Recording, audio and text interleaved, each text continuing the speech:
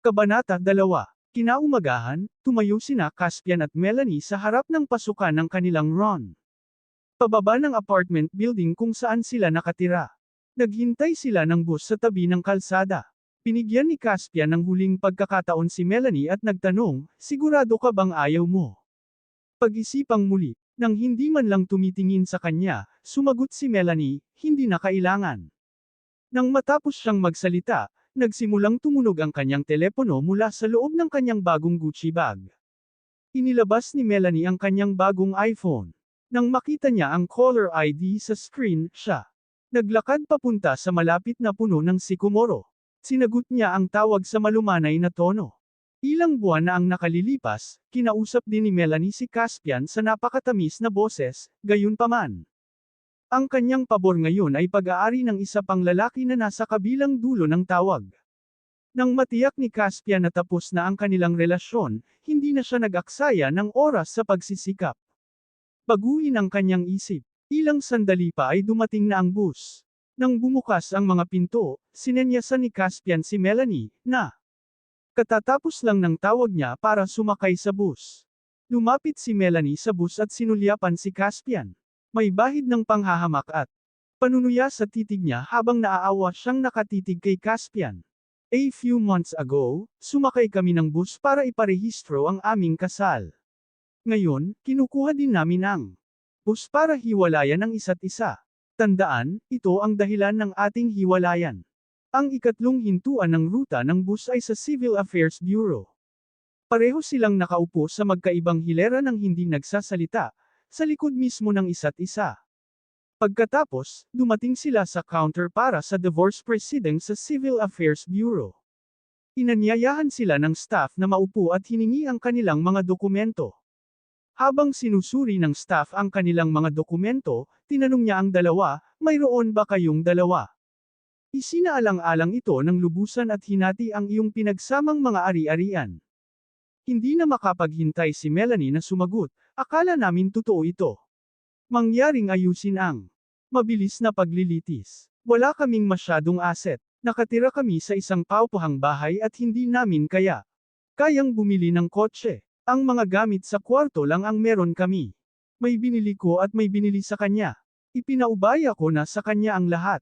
Mayroon din kami maliit na halaga sa bank account na iiwan ko rin sa kanya.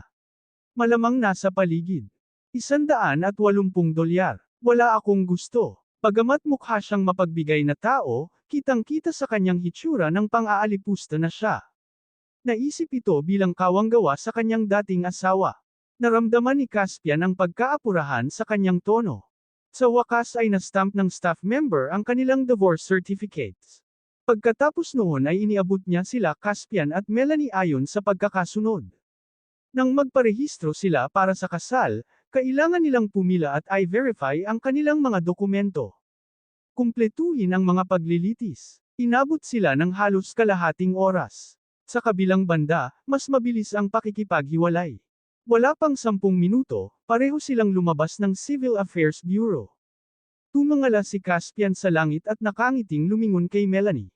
"Melanie, kahit na hiwalay na tayo, pwede pa ba tayong maging magkaibigan?"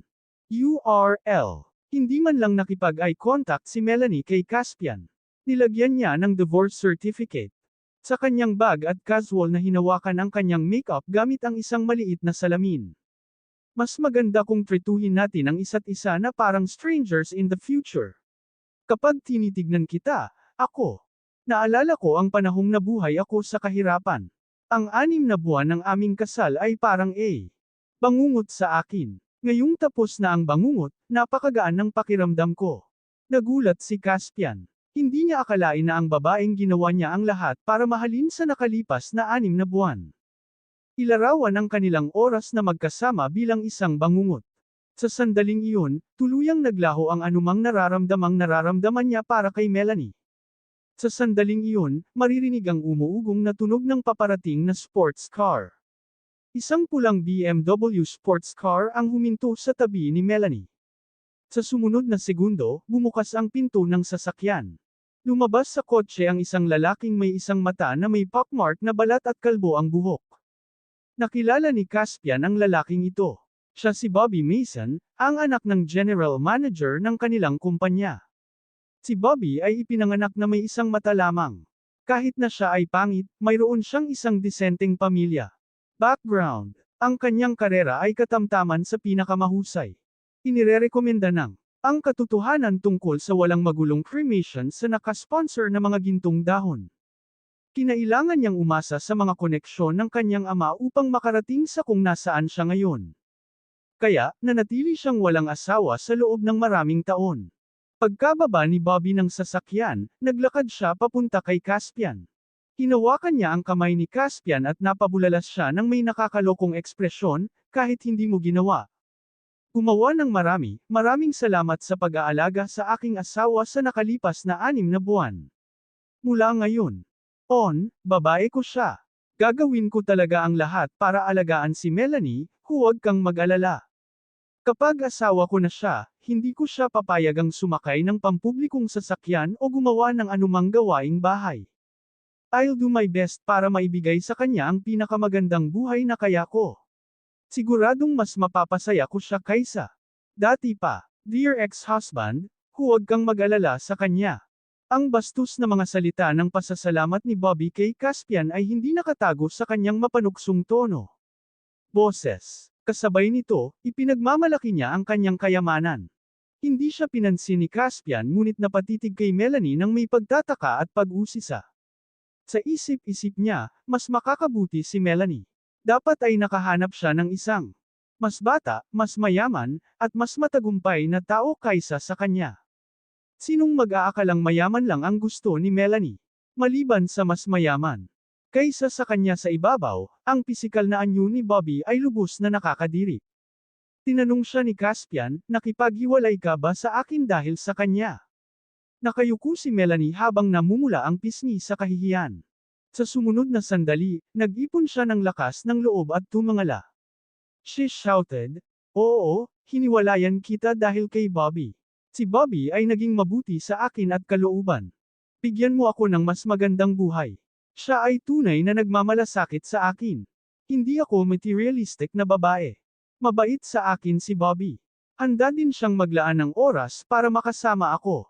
Sa aking mga mata, na ginagawa siyang higit na nakahihigit kumpara sa iyo." Marahil sa pamamagitan lamang ng pagsigaw ay nakumbinsi ni Melanie ang sarili na hindi siya ginto. Digger. Malinaw niyang sinusubukang itago ang nararamdaman niyang kahihiyan kay Caspian. Caspian, alam kong mahal mo si Melanie, kaya binitawan mo siya. Ang mga lalaki ay dapat na bukas. Isip. Ang mga karampatang lalaki tulad ko ay dapat gawin ang kanilang makakaya upang alagaan ang babaeng mahal nila. Habang ang mga taong walang kakayahan ay dapat palayain sila. Halimbawa, hinayaan mo si Melanie at pinayagan sa kanya upang ituloy ang kaligayahan. Habang nagsasalita si Bobby, tumanggo siya ng mahinhin kay Caspian. May isang uri ng pagmamahal na tinatawag pagpapalim. Maganda ang ginawa mo. Pinili ni Caspian na huwag pansinin si Bobby at bumaling kay Melanie. Bakas sa mukha niya ang disappointment. Iniwan mo ba ako para sa may kapansanan na ito? Lalaki, talagang binaygo mo ako. Ang mga salita ni Caspian ay tumama kay Melanie.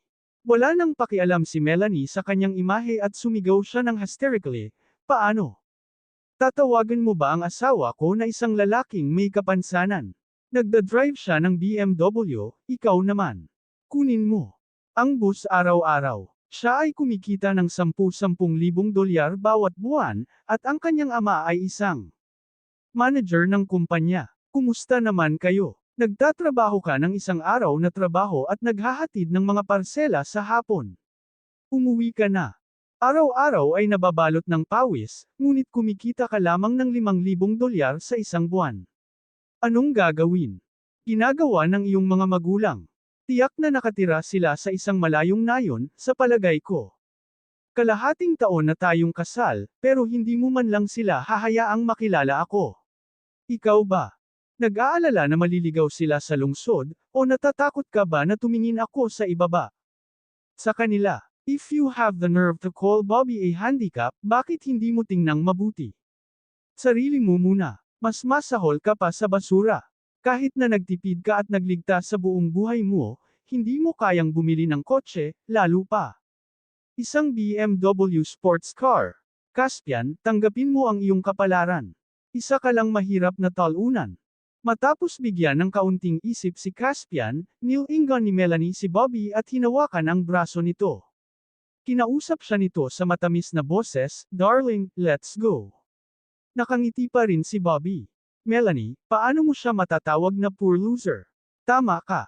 Tungkol doon, bagaman, dapat nating layuan ang mga pulubi na tulad niya sa hinaharap." Sa mga mata ni Caspian, karapat-dapat ang dalawang walang hiyang individual na humahagulgol sa harapan niya. Isa't isa. Habang naglalakad ang mag-asawa patungo sa pulang BMW, maririnig ang malakas na ugong ng makina. Sa malayo, sa sumunod na sandali, dumagundong ang isang malaking Mercedes-Benz SUV nang hindi pinipigilan ang preno. Ito. Nasagasaan ang pulang BMW sports car na ipinagmamalaki ni Melanie at na-flat ito sa scrap metal. Ang dating nakaistilong sports car ay kahawig na ngayon ng isang impas na lobo. Si Bobby at Melanie ay nakatayo sa bangkita, ganap na nataranta. Ang Mercedes-Benz ay isang binagong SUV. Ito ay may haba na 20 talampakan, tumitimbang ng 3 tonelada, at pinalakas ng isang 6 tuldok tugitling LITRO na turbo engine. Ang mabangis na hayop na ito ng isang kotse ay nagkakahalaga ng humigit kumulang 6 na milyong dolyar. Ang Mercedes-Benz SUV ay nagmaneho sa ibabaw ng sports car ng ilang beses hanggang sa ito ay napadpad. Isang piraso ng scrap metal. Sa wakas, pinatay ang makina ng SUV at bumukas ang pinto ng sasakyan. Isang pares ng mahabang binti na nakasuot sa medyas na sutla ay lumabas. Ang babaeng lumabas sa sasakyan ay nakasuot ng camo dress na nakakapit sa kanya. May hugis na figure. Kanina, galit na galit si Bobby sa walang utak na driver sa Mercedes-Benz SUV dahil sa pagtakbo sa ibabaw ng kanyang minamahal na sports car. Gayunpaman, hindi niya maialis ang mga mata nang makita niya ang kurbadang babae na lumabas ng driver's seat. Napalunok si Bobby para kontrolin ang kanyang pagnanasa. Sa kanyang pagkadismaya ay tuluyan na siyang hindi pinansin ng babaeng nakakamo dress at humakbang patungo sa Caspian ng maganda. "Good morning, Lord," sinimulang batiin ni Sylvia si Caspian, ngunit umiling siya. Sinenyasan siya nito para hindi niya ibunyag ang kanilang mga pagkakakilanlan. "Sylvia, bakit ikaw dito?" Nakangiting tumanggo si Sylvia. Bigla niyang iniunat ang kamay niya at pinagsalikop ang mga braso niya. "Caspian." Nagulat si Caspian sa kanyang mga aksyon. Si Sylvia ay nagtaas-baba ng masama. Sa isang mapanuksong ngiti, pinalaki niya sina Bobby at Melanie, na nakatayo sa tapat nila. "Caspian, nakita ko na ang wedding photos mo at alam kong siya si Melanie. Gayunpaman, sino ang nakakatakot na dambuhala na nakatayo sa tabi niya?" "Nakakatakot, dambuhala?"